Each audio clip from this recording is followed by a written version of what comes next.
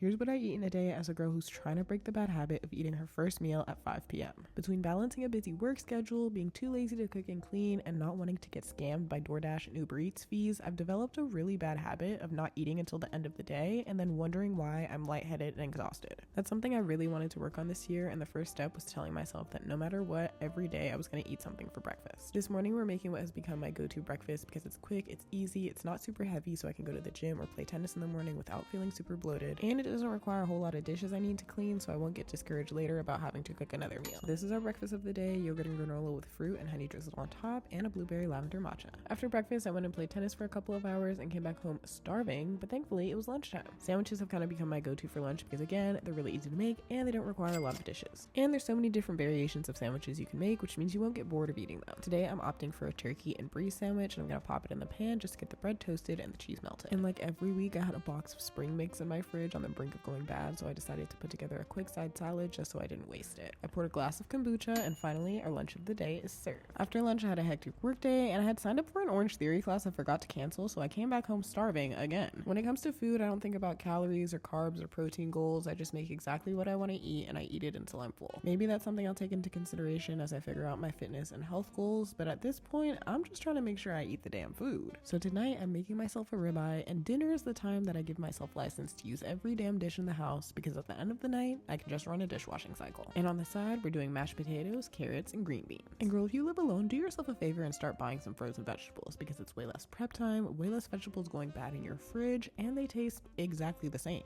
After letting my steak rest while prepping my sides, I sliced it up and then plated everything. Treated myself to a yummy and delicious glass of Riesling, and girl, dinner was served. And like clockwork, immediately when I finished my dinner, I needed a little something sweet. So Lou and I ended our night watching Real Housewives of Salt Lake City and enjoying a few spoonfuls of white chocolate raspberry truffle ice cream.